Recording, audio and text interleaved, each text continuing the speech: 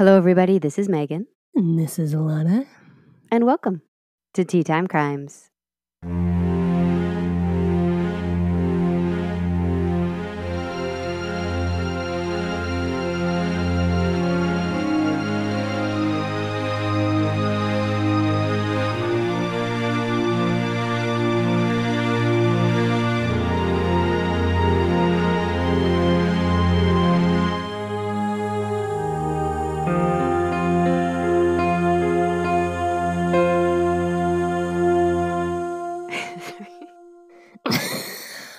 Get it together.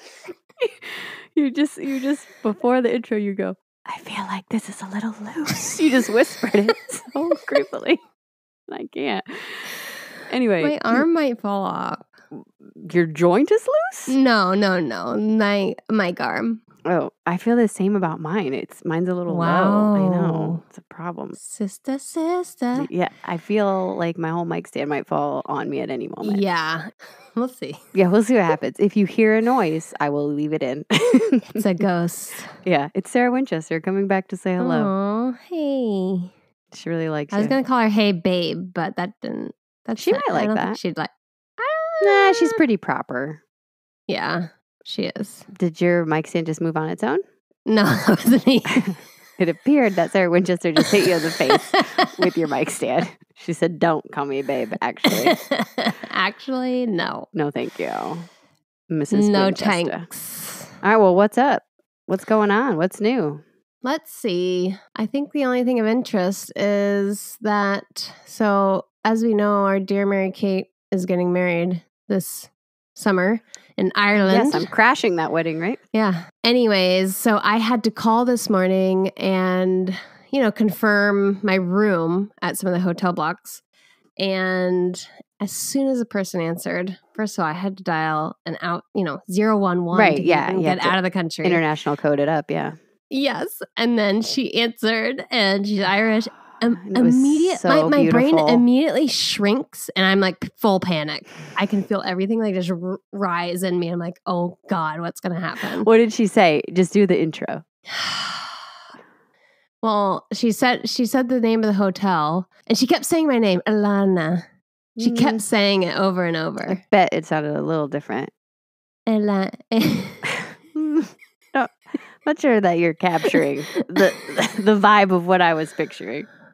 No, but she was lovely and helpful, but I really had to hold on to get through that. Did you? I imagine you went, oh, can I from 13? And just screamed it into the mic. No, I'm very good. I have to practice being very good. Yes, you do, because you are going to be marrying people in front of an entire wedding party. I know. But I'll be serious. I'll have notes, and at the top it'll say no Irish accents. Again, they wouldn't know if you did. I think they would. I think it'd be pretty We'll see. We'll see where the night takes us. I needed you in one of my conversations this week. Oh yeah? I was talking to one of my friends here, and we were talking about kombucha. Oh, love it. Right? Love and then some booch. No, don't say that. Put it on the list. Booch, baby. No, stop it. Don't call it that again. Moving on. I will only call that going forth. Okay. And she said, oh, if you like kombucha, you should try this other drink, which I've already forgotten the name of. Poppy. I think it's Hayo. I think. And she said, I think you'll like it. It has lion's mane in it. Oh.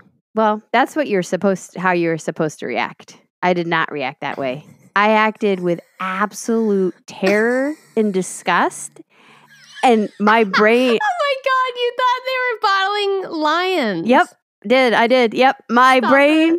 I'm trying to reconcile in my brain in real time this nice, beautiful woman in front of me who is concerned about health and used to work with animals. And I looked disgusted and mystified and aghast. You're like, what the fuck? And I could tell that I was not reacting properly, but I couldn't understand. And finally, she looks at me and says, "It's a mushroom. You know that, right?" And I said, oh my God, thank God. I said, I thought you were killing lions and drinking their hair. And I just could not understand who you were anymore. Like my whole world crumbled. And she was crying. She said, that's amazing. Yeah, she said Alana would have known. I was like, yes, she would have. That's why I need her with me at all external conversations. Hey, I'm wearing my MILF shirt. I know. And you're wearing mushrooms I'd like to forage today, which I saw when you sat down. And I thought, you needed that. I did need it because I was honest. Because she said you can't get That's so funny. You can't get it in the store. You have to order it online. It has has lion's mane in it. And I was like, Jesus, are we shooting? Importing it next to we shooting the ivory? lions? This is awful. Right. I don't want any part of this. I was devastated and disgusted. I was so upset for about 15 seconds. That's amazing. Yeah. That's a great story. Yeah. Well, I felt like such a dummy. Oh, man. Anyway, so I needed you. Times. Yeah. Good times. You need me in Ireland. So we'll you just leash me. Can I be your +1? Bye, me. Chris. Bye. All right. But for real, now that I've recovered from absolute embarrassment. Now I want to try this Hi-Yo. Well, apparently ordered on the black market. Jeez. Yikes. I'll get it next to my elephant tusk. Gosh, serious. All right. Did you bring a tea today? We are again recording off schedule, so I don't know what you're going to bring. It's night. Watch out, baby. No. I say it's nighttime. It's the sun is still out.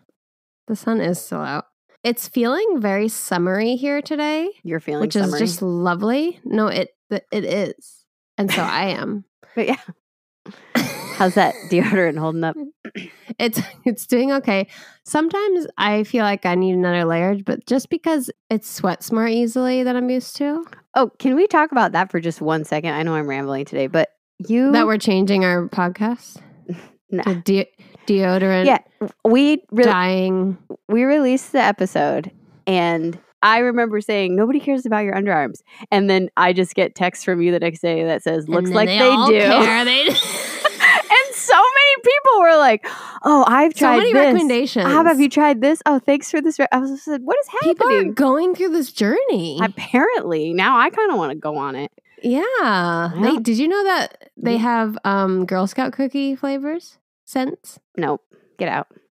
I know. I feel weird about that. First off, why do I want to smell like a Girl Scout? Second, why do I want to smell like a Girl Scout, cookie? like a cookie? Well, also gross. Like I don't. No, thank you. Yeah, get a little nibble out of you. I'll have the thin mint protection, please. Look at Targets there. What are they? You can smell like peanut butter? Ugh. Oh, I don't know if they do that one. That would be a weird one. That's my favorite one. Is it? I come home, Brad's just eating it. He thinks it's a cookie. Well, it's probably natural and fine. Oh, yeah, sure. Let's try it. Okay, anyway, sorry. What do you got for a tea? Sorry, tangent. So because it's feeling summery out, I got a summery tea out. So it's from Plum Deluxe, which is the brand that one of our dear listeners recommended. And it's watermelon mint herbal tea with apple pieces, hibiscus, spearmint, raspberry leaves, rose petals, and watermelon essence. Essence? What does that even mean? Yeah.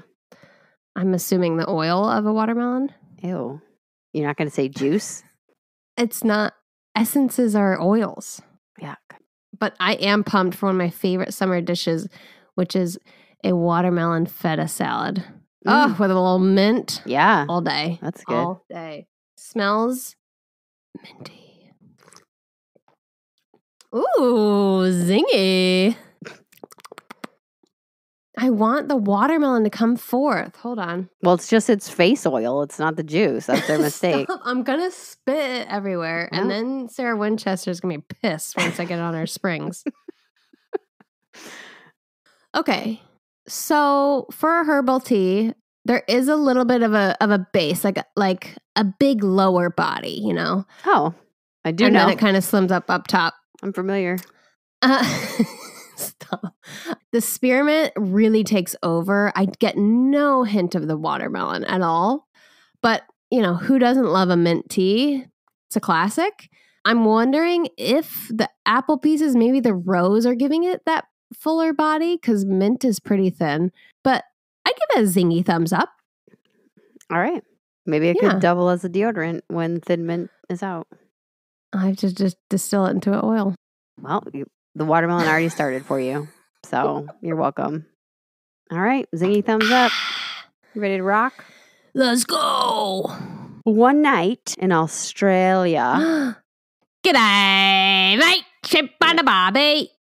Okay. I believe our dear listener. We do have Australian listeners. I'm sorry. Who wrote the book on Martha Needle. Nicely explained to us that that's actually not. It is. This said, yeah. It's not. Yes, Samantha. But it's still fun to say out loud. Sorry, I tried to teach her. Anyway, in the spring of 1886, 41-year-old Ellen Thomson rushed to wake up her farmhands, John Harrison and Ted Marshall. Oh, I'm in for this. Yeah, why? I'm buckling in. It's the time period. We got farmhands. I'm ready. Get out the pitchfork.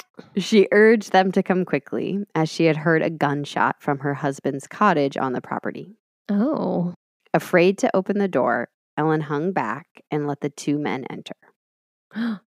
On the floor, they found William Billy Thomson lying on his side, his head surrounded in a pool of blood, a gun by his body. Uh-oh. From the doorway, Ellen asked the men if her husband could talk, but Billy only gurgled back as a response to the men's prompting. I know. The nearest medical help was 14 kilometers away by foot. There was nothing anyone could do. Yikes. That's and they sat with him until Billy took his last breath. Oh, man. Yeah. It was clear to Ellen that Billy had taken his own life, and she gave her statement to the police the next morning. Billy was laid to rest, and Ellen went back to life on the farm. But episode over? Yeah, that's it. Or is there something fishy? That's it. Have a nice night. But rumors around town would not let Billy or Ellen rest. And when his body was exhumed in 1887, his death was ruled a murder. Dun dun dun. CSI. Ellen had been born in County Cork, Ireland. Stop it. Are know. You serious? I swear. Wow. In the later half of the 1840s. It wasn't until April 6th of 1858 that Ellen moved to Australia with her 9-year-old sister Mary and her mother, also named Mary, on a ship known as Joshua. Not the best ship name I've ever heard, but you know. I mean, get more creative. You have the opportunity to name a ship, and you went with Joshua? Yeah. I mean, you don't name a ship Megan either. You know what I mean? Like, this is a time for a pun. Come on, get it together. Ellen was listed as age 11, although the author Vashti Farrer, author of the book Ellen Thomson Beyond a Reasonable Doubt, which I could not get, but I did listen to her talks, so link in the source notes, but also you go ahead and get that book. She believes that Ellen was actually a few years older than 11, but being 11 was a cheaper fare, kind of like the kid ticket at a movie theater. And Ellen only grew to be 4 feet 9 inches. She's teeny. So at 11 or 13, however old she was probably fit in your pocket. Yeah. Now, Mrs. Lynch, that's Ellen's mother, was listed as a widow and moved to Australia to live with her sister. Okay. At 19, Ellen was married to a different William Wood. The couple were married for nearly a decade before William passed away. Wow. I know, leaving Ellen a widow of several children. Some sources say 4, some say 5. Some sources say she gave birth to 7 children, but I find no record of that many kids. The names of the children I could find were Victoria, John, Ella, and William. And I believe Victoria died at a young age. And so I'm willing to bet if she did give birth to 7 children, I bet you some of them died at an early age. Yeah. Because of the time period. Yeah. So desperate for money to feed her family, she's now a single mom. Ellen set off to far north Queensland. Is it Queensland or Queensland? I think it's Queensland. But that makes more sense. Good with Australia. But I'm pretty sure. That is good with Australia? As what? Ireland? Or New Zealand. That makes more sense. Yep. Okay. So Queensland, sorry. Yeah. And she was hoping to strike it rich when a gold rush came to town. Holla. In 1872, the Palmer River, which earned its name from William Henn and Norman Tyler because they found gold there first, kicked it off. A few months later, prospectors started trickling in, and by September of 1873, it had officially started. I didn't realize they had such a big gold rush. Nearly Cool. 10,000 people moved to the area over the next few Wow. years. And in 1874, it expanded up to the Hodgkinson River as well. Ellen and her children were included in this gold rush. Is that why a bunch of Irish moved over there? Because they have Australia and Ireland has a close partnership. I wonder if the gold rush has anything to do with it. I don't know. Oh, God. This dig into. See if you can find any nuggets. This was, of course, not the the get rich quick scheme. That's what I was going for. That many of the people were hoping for. Does it ever work out for anybody, really? I thought it does. I don't know. The Australian environment was unforgiving, remote, and intense. Yeah. As you can imagine, diseases were doing great, causing many of the miners to die from illness or malnutrition, or both. Cesspools. Yes, exactly. It also became an area fraught with racial tension because both European and Chinese miners flocked to the area. Uh-oh. And then they got in fights. But within a matter of years, the area became just a violent place. Men were dying from fights, from illness, from starvation. Crime was on the rise out of necessity because people needed money. It's like the Wild West. Yeah, a large number of illegal gambling houses also cropped up, which never does well. I'm assuming there are also brothels and all that jazz. Ellen found work as a laundress during this time, taking advantage of the population boom rather than the gold. Interesting. So she wasn't out there mining for gold. She was doing the laundry of all the miners. Which stinky. Yes, stinky, gross. And how can they afford it? Anyway. By the 1880s, most miners had moved on from the gold rush, including Ellen, who had taken a job as a domestic servant in 1878 for William Billy Thomson. Here we go. Now, William Billy Thomson had a farm in Port Douglas, and Ellen's working for him as a domestic servant. The couple were married only after the birth of Ellen's fifth, maybe, child. That maybe sixth, maybe, we don't know. Helen. Wink, wink. In 1880. Okay. Now, William is said to be 24 years older than Ellen, but if she was actually younger when she came to Australia, then it would be less. Nobody knows her real age for 20. Sure. Then it'd just be 20 years. So, falling in the acceptable range. It's fine. I mean, she's in her 40s. It's not like she's 10. No, it doesn't matter. It doesn't matter. Like once you're later, it doesn't matter. Right. But it's still, I don't know that this is a marriage of love. Do you know what I mean? Yes. Yeah. The wedding was offered to Ellen as a chance to legitimize Helen. Got it. And that's all it was for. Because it seemed that Billy loved Helen. Oh, okay. And he cared about her reputation. Good. But he did not care about Ellen or her other children. Oh, no. He was violent with his words and his actions. Oh. During a fight, Billy hurled a kerosene lamp across the room at one of Ellen's daughters. That's stupid and mean. Ellen yelled out her protest, and a knife was thrown at her instead of an apology. So, get out. The environment was said to be so bad that Ellen's children had all left by the time of Billy's death, with the exception of Helen. Yeah. Authorities removed one or two of the children, report said, due to abuse. Oh, no. A third was said to be working on a road gang. I don't know what that is. Like a railroad? Yeah, I don't know if they had a job or if they were in prison. I think they had a job. Okay. Let's go with that because it feels nicer. Yeah. I'm starting to come around to this stuff. Who's going to question? Okay. Calm down. Jeez. And then the last child who had the kerosene lamp thrown at her.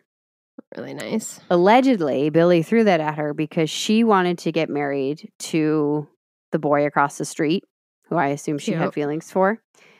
But Billy had decided his stepdaughter should marry his 50-something-year-old brother. Yeah. Nah, let's not, though. So she left, too. Yeah. Bye. Bye, sweetie. Okay, so Ellen's living on this farm.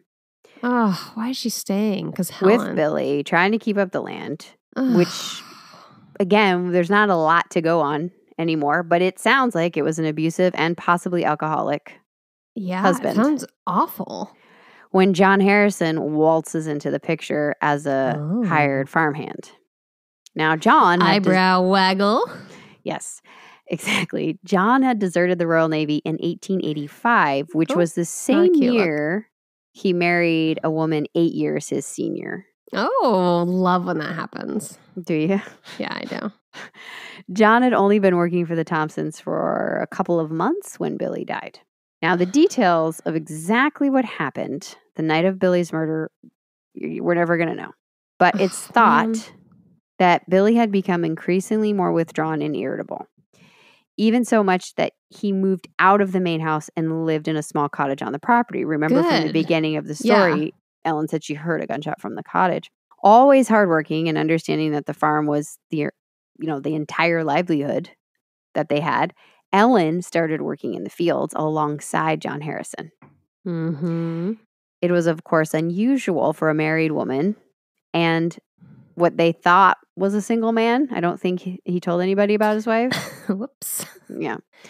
And if either way, a single man or a married man, to be working and spending so much time with a married woman. Romance in the fields. So people started asking questions. Now, what their actual relationship was, I have no idea. Did they just flirt? Did she show an ankle once or twice? Did he come visit her at night for real, like they said? Were they confabulating? I don't know. It's hard to say.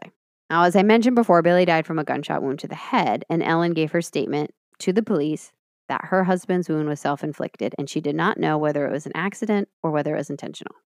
Okay. So when Billy was buried, Ellen and John went back to working the sugarcane fields. But to Ellen's surprise, Billy had changed his will before his death, basically cutting her out, leaving most of the farm to his brother, the same one who he wanted to marry her daughter. Not even to Helen? I think parts of it were left to Helen under the guardianship of his brother. I'm pissed. Yeah. I imagine everybody was. As the weeks crept by, rumors of John and Ellen continued to gain momentum, and Billy's family was suspicious enough to request that autopsy. Yeah. The letter written to the judge explained that Ellen was a, quote, loose woman, and Harrison was one of her several, quote, fancy men. Good for her. She lives with an abusive, awful man. A fancy man is just somebody who has an affair, in case you were wondering. So this becomes a recurring theme that will be used to vilify Ellen from here on out. Her loose morals. I'm just so tired of that. Like, I know. Get a new story. Exactly. Like, did she kill him or not? You shouldn't murder. That's all we need to know. Loose women are great. Loose women are great. The order was granted and the autopsy claimed that not one, but 2 bullets were in Billy's skull. Okay, that's pretty suspicious. The theory being that a second gun was used, one that was not found at the scene, and therefore it could not be suicide. Right, like they killed him once and then they pretended. And then with his gun, yeah. Both Ellen and John were arrested on January 6th and charged with murder. Now, you have to post her mugshot online because in it, she's featured with one hand on her heart and another on her stomach. It looks like she's doing... Oh my God, meditative breathing. It looks like she's doing a yoga class, but they did this so that their hands could be visible in the picture and they could see if they had any missing fingers. Why? I'm guessing for identification purposes? I'm guessing it was common to not have all 10 fingers. Wow. That's where we're living. Oh my God. Yeah. Oh, that one's got all 10, not her. Yeah. The dress Ellen was wearing is a formal black dress for mourning, and it's her only formal gown. She wore it for the trial as well.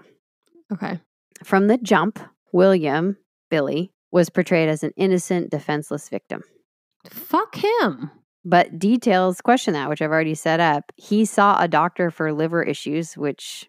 And the author that I mentioned before, Vashti Farrer, points out how many people at trial mentioned Billy was sober, which is an odd thing to have to say. Right. That's it's something you don't... Nobody would would normal state. ever describe me as sober because it would never come up. Right. Right? Like, I just am.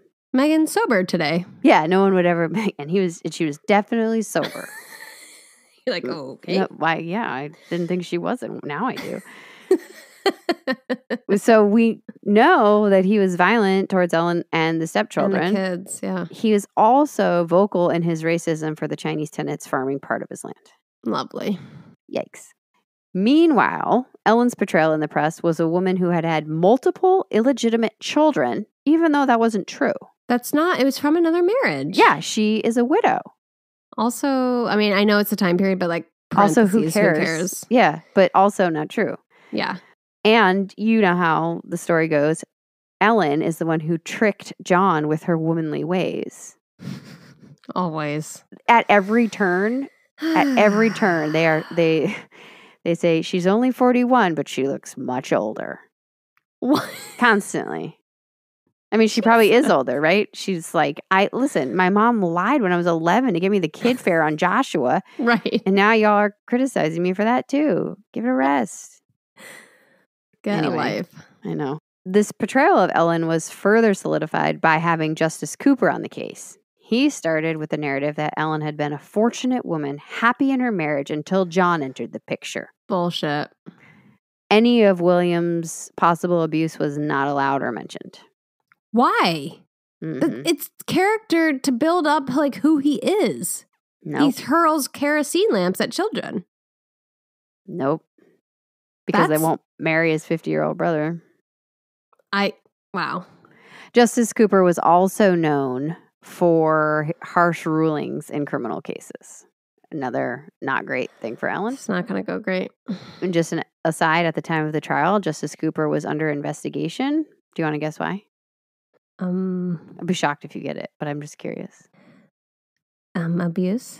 No, for spending over his allowed budget on champagne.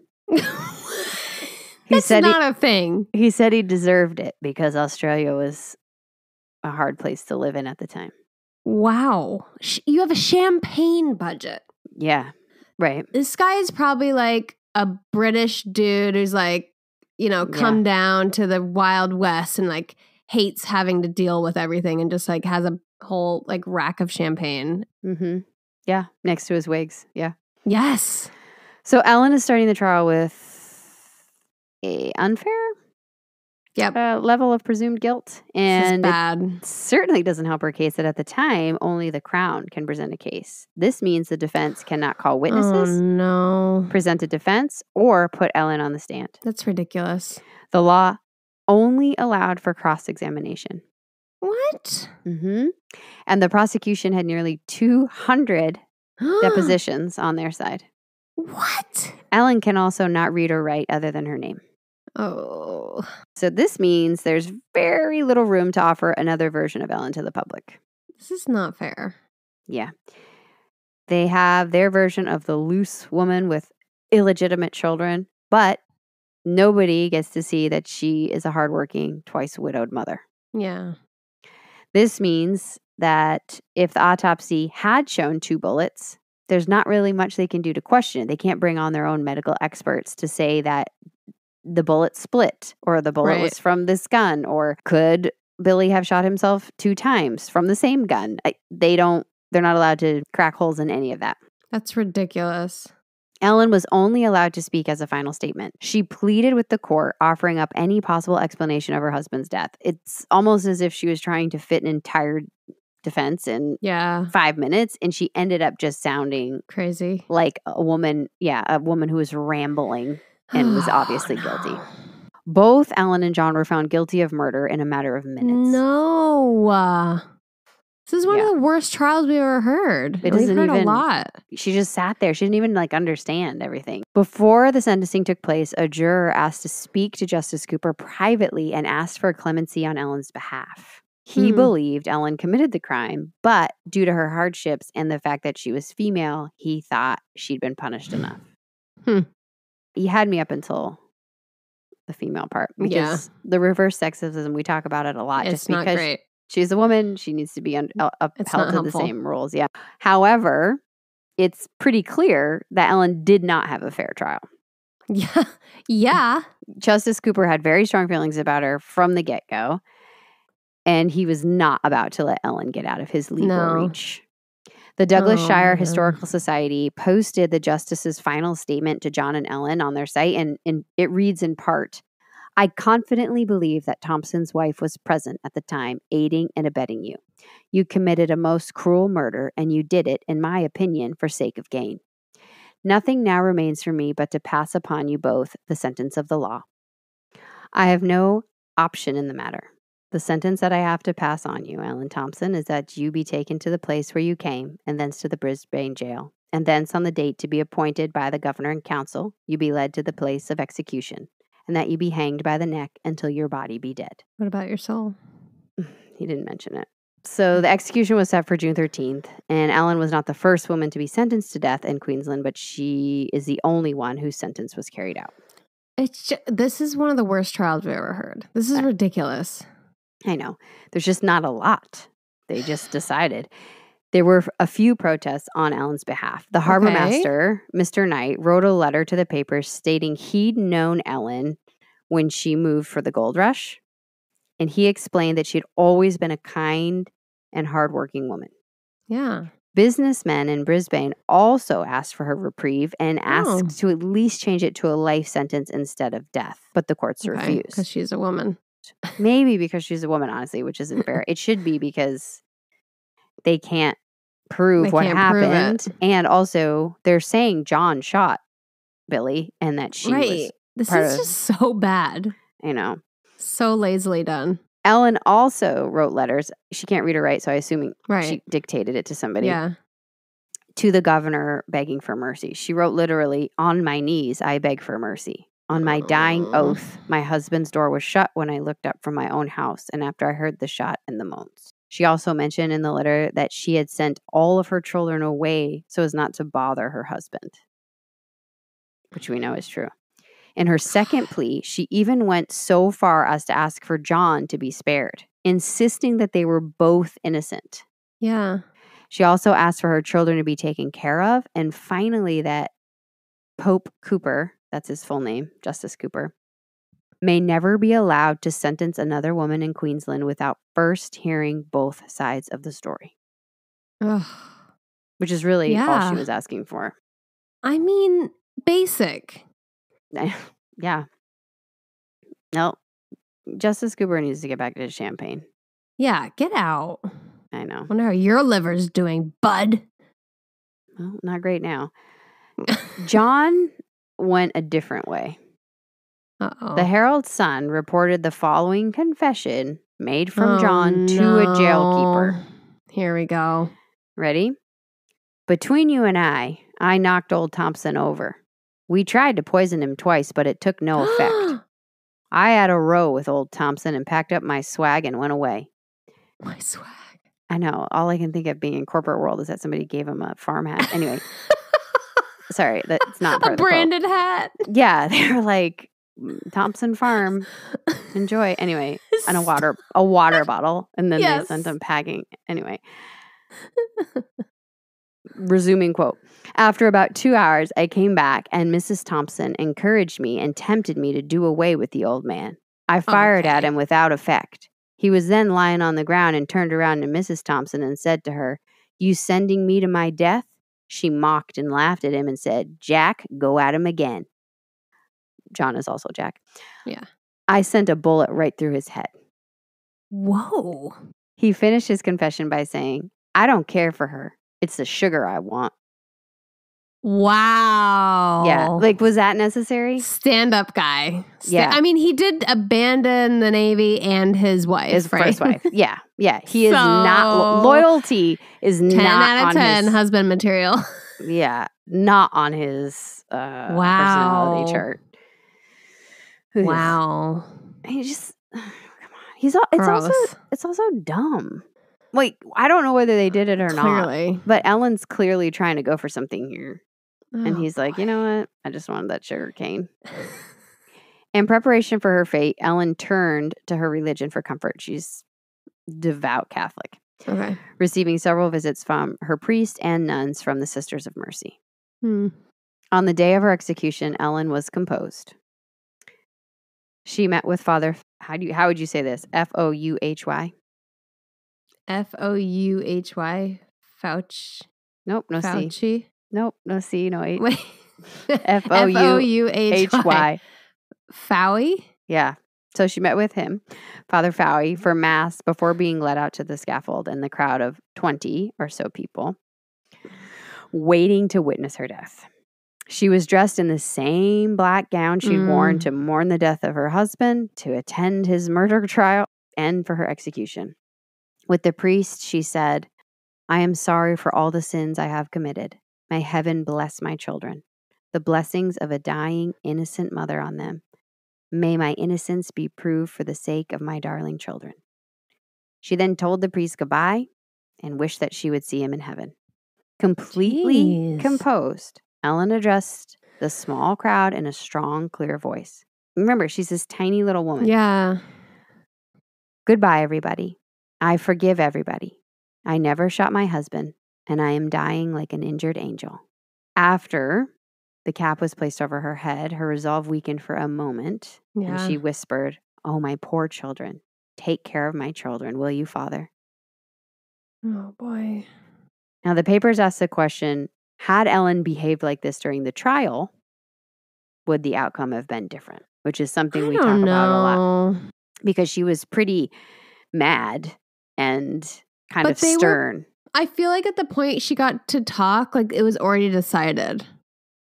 But I wonder, too, if she had been weeping and soft during the trial, would the jurors have... I mean, the jurors still decided.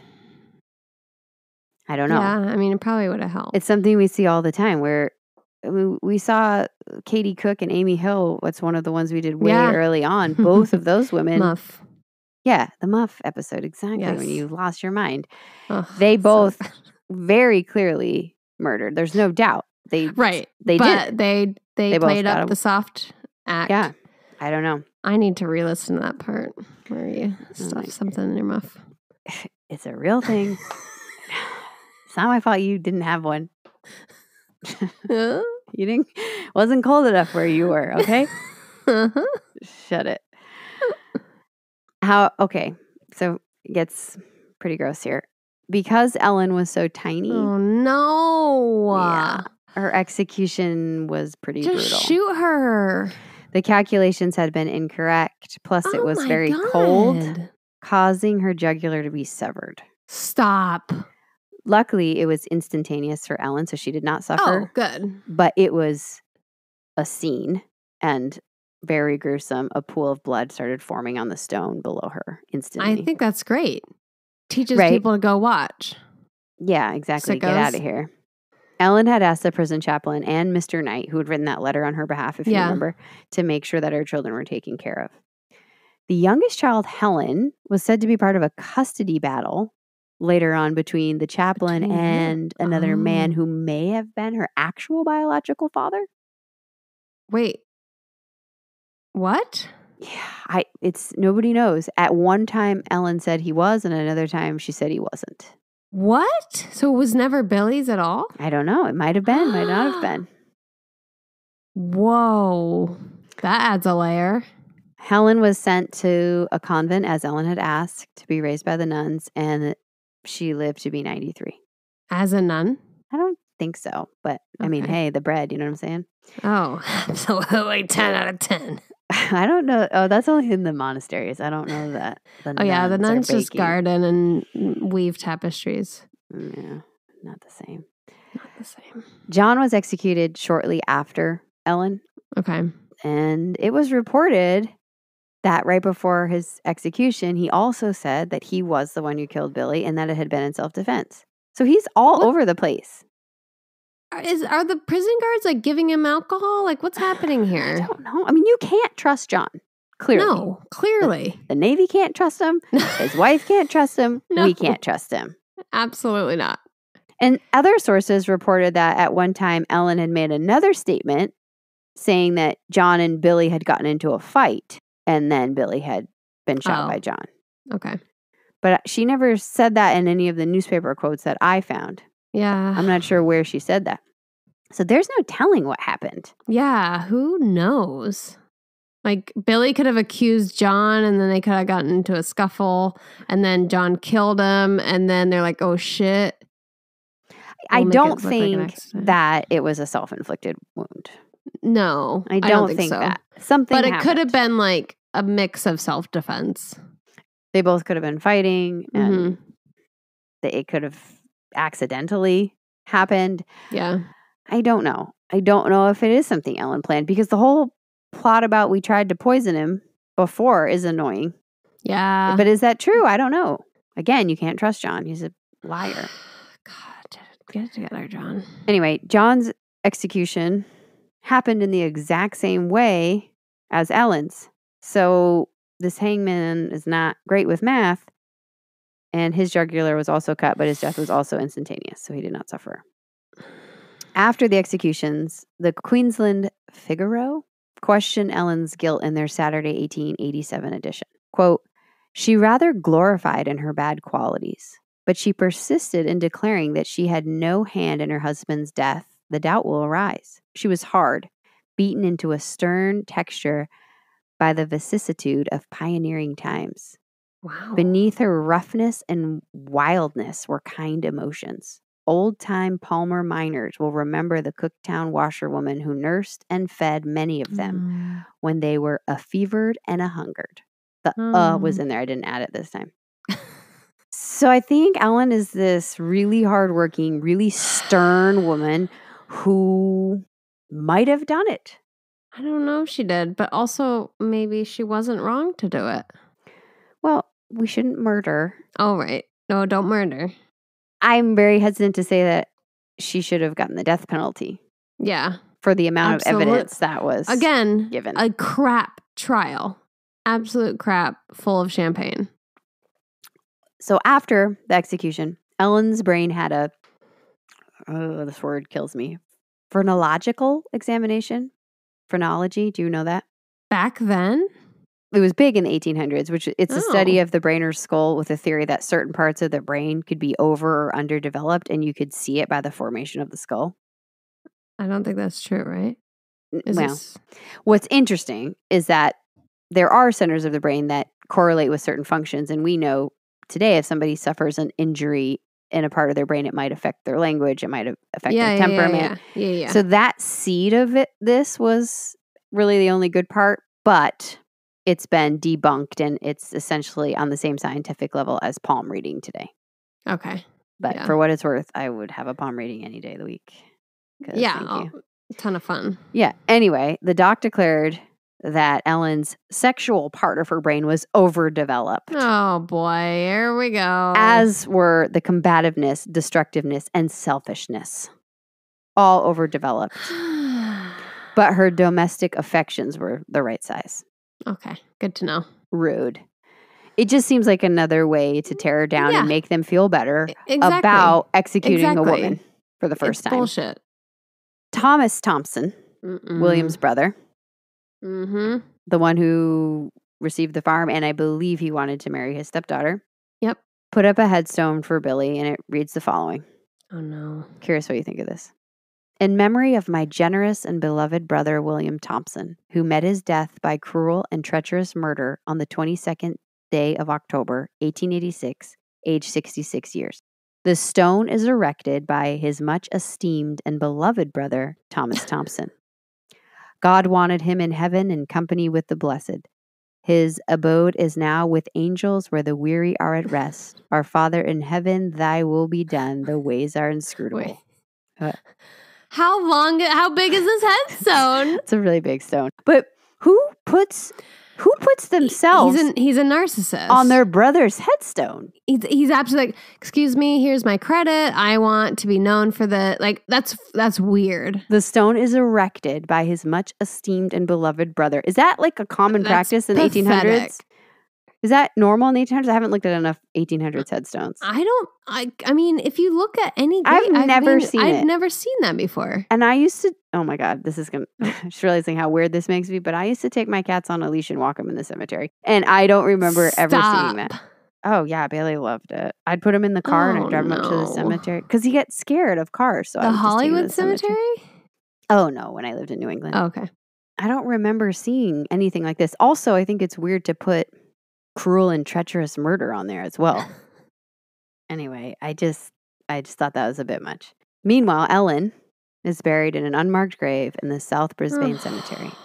No. Her descendants have petitioned to have Ellen's trial publicly recognized as unfair. Yes. They're not wanting her to be deemed overturned innocent or anything. Anything like that. They just want acknowledgement that it was unfair. Which is completely true. which is fair. Yeah. But nothing has been done to date. Get it together, Australia. Yeah. So it's just there's just not even a lot on it. They basically said there's 2 bullets. And then they were like, that's it. Ellen and John did it. That's it. That's it. That's all. See ya. I don't know that she did. She probably knew about it. I don't think that she didn't know about it. Yeah. But I don't think she should have been executed. No. I bet you she was not involved in the murder. Maybe she knew that John did it or something like that, but I don't think she did the murdering. Don't you think she would have confessed to something at the end? Right. She was being very religious. And she was also even saying that John was innocent, which I also don't believe, which makes me think she's also lying. Because I don't think it was self-inflicted. I mean, I guess it's possible. Those are the options, right? That it was self-inflicted by Billy himself. John did it and Ellen witnessed it. Or John did it and Ellen had no idea. Because nobody at any point was saying that Ellen was the one who actually pulled the trigger. Even John wasn't saying that.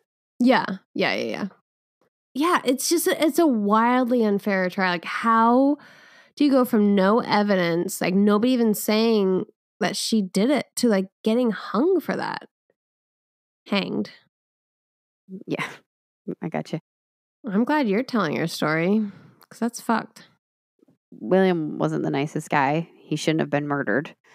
But we should have painted a fair picture of what Ellen's life was like to understand also who John was. I mean, did Ellen, how much of a say? I don't know the dynamic. How much of a say did Ellen have in any of this? Did Ellen just walk into the room and see it happen? Or was she planning it?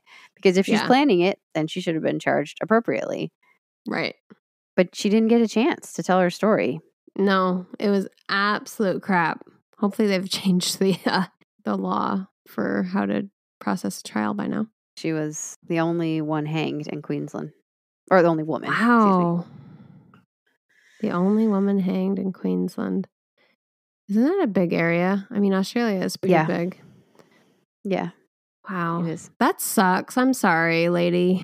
I hope her kids were okay. How can you be? That's rough. I know, emotionally it's going to be hard. Physically it's going to be hard. I mean, you're in the Wild West back then. It's a brutal time to be living. I know. I mean, they've lost their father. Yeah. Then they're having to live with a mean stepfather. Yeah. And then their mom gets their mother hanged. Yeah. Oh. Yeah, it is a very brutal existence, and it's tough to imagine coming back from that.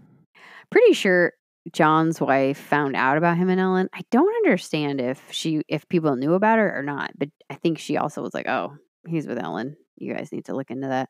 She kind of ratted him out, which is fair, madam. Do you think they were having an affair? Yes. I don't know. I don't see it. I mean, think how miserable her life is. She could get a little bit of fun in the sugarcane. Stop it. I'm just saying. Sugarcane is not durable. It'll break. Whoa, I'm not taking it that far. Well, I mean, you can't lie on it. It could hide you. Gross. I mean, maybe. I don't know. I wouldn't put it past John.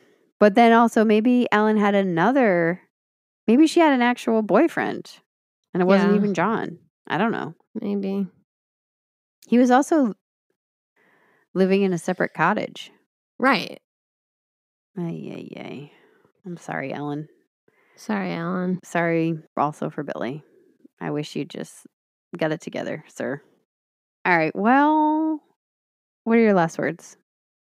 Make sure your freaking trial systems are fair, because it's just, justice is nothing without the truth, and you're not getting the truth by, it's just wild that the defense can't do anything, basically.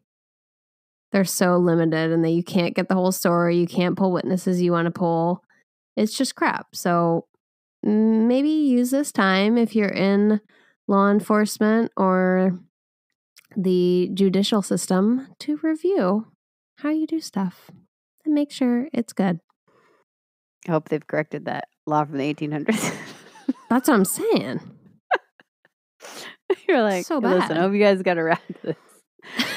All right. And who should listen? Aussies, judges, gold miners. Are there any gold miners? Probably a few left. Yeah. Let's see who else. Let's throw in Irish there. Obviously, always. Obviously, always. We love you. And some people who own laundromats, who are our modern day laundresses. Yeah. Laundress. Lawn dresses. Yeah. That's a tough job. Yeah, it is. Get forearms of steel. Imagine the stains she saw. Yuck. Yeah. Gross. All right. Well, God bless. you can find us on all the platforms at Tea Time Crimes. You can email us at teatimecrimes@gmail.com. Please send recommendations for teas and crimes. And thank you so much Yeah. for listening. Bye-bye. Ta-ta. Goodbye.